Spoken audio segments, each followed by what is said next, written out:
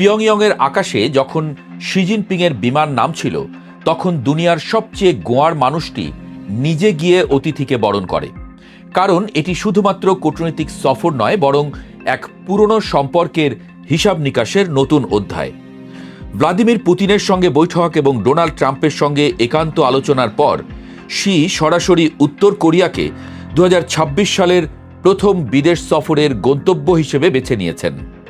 এই সিদ্ধান্তই বলে দেয় বেইজিং তার অস্থির কিন্তু অপরিহার্য প্রতিবেশীকে কতটা গুরুত্ব দিচ্ছে। চীন ও উত্তর কোরিয়ার সম্পর্ককে প্রায়ই বলা হয় রক্তে গড়া বন্ধুত্ব। কোরীয় যুদ্ধের সময় উত্তর কোরিয়াকে বাঁচাতে লক্ষাধিক চীনা সৈন্য প্রাণ দিয়েছিল। তখন মাও সেতুং বলেছিলেন, ঠোঁট না থাকলে দাঁতের ঠান্ডা লাগবে। অর্থাৎ উত্তর কোরিয়া ছিল চীনের নিরাপত্তা বলয়ের অবিচ্ছেদ্য অংশ। কিন্তু এই বন্ধুত্ব কখনোই নিখাদ প্রেমের গল্প ছিল না। উত্তর কোরিয়ার প্রতিষ্ঠাতা কিম ইল সুং শুরু থেকেই চীন ও সোভিয়েত ইউনিয়নের মধ্যে ভারসাম্য রক্ষা করেছেন।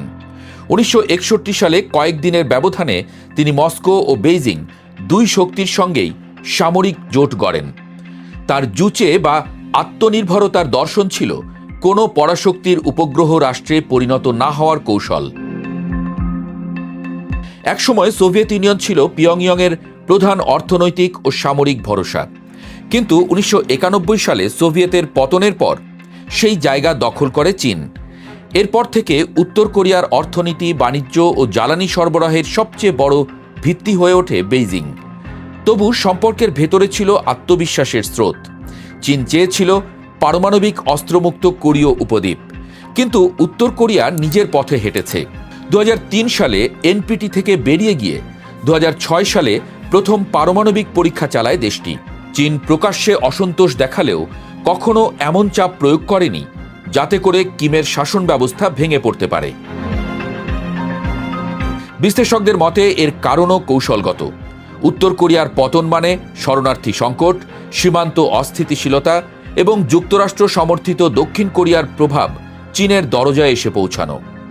ফলে বেইজিংয়ের কাছে একটি পারমাণবিক উত্তর কোরিয়া অনেক সময় একটি ভেঙে পড়া উত্তর কোরিয়ার চেয়ে গ্রহণযোগ্য হয়ে উঠেছে। এই দূরত্ব সবচেয়ে স্পষ্ট হয় কিম জং উনের আমলে। ক্ষমতায় এসে তিনি একের পর এক ক্ষেপণাস্ত্র ও পারমাণবিক পরীক্ষা চালান, এমনকি চীনের রাজনৈতিকভাবে সংবেদনশীল সময়েও। সংস্কারপন্থী ও চীন ঘনিষ্ঠ কাকা জাং সং থাইককে মৃত্যুদণ্ড দিয়ে তিনি বেইজিংকে স্পষ্ট বার্তা দেন যে পিয়ংইয়ং কারো নির্দেশে চলবে না। এরই মধ্যে আবির্ভূত হয়েছে নতুন খেলোয়াড় রাশিয়া। ইউক্রেন যুদ্ধের পর মস্কো ও পিয়ংইয়ংয়ের সম্পর্ক দ্রুত গভীর হয়েছে। অস্ত্র, গোলাবারুদ ও সেনা সহায়তার বিনিময়ে উত্তর কোরিয়া পেয়েছে প্রযুক্তি, বাণিজ্য ও কূটনৈতিক সমর্থন। এতে চীনের একচ্ছত্র প্রভাব কমেছে। ফলে আজ বেইজিংয়ের সবচেয়ে বড় উদ্বেগ উত্তর কোরিয়াকে হারানো নয়, বরং তার উপর একক নিয়ন্ত্রণ হারানো। আর পিয়ংইয়ংয়ের সবচেয়ে বড় অর্জন হল এখন তাকে পেতে চীন ও রাশিয়া উভয়েরই প্রতিযোগিতা করতে হচ্ছে। তাই শি জিনপিংয়ের এবারের সফর শুধু বন্ধুত্বের পুনরুচ্চারণ নয়, এটি এক লাভ হেইট সম্পর্ককে নতুন করে সংজ্ঞায়িত করার প্রচেষ্টা, যেখানে প্রেম আছে, প্রয়োজন আছে, কিন্তু একই সঙ্গে আছে সন্দেহ, প্রতিযোগিতা এবং ক্ষমতার সূক্ষ্ম খেলা।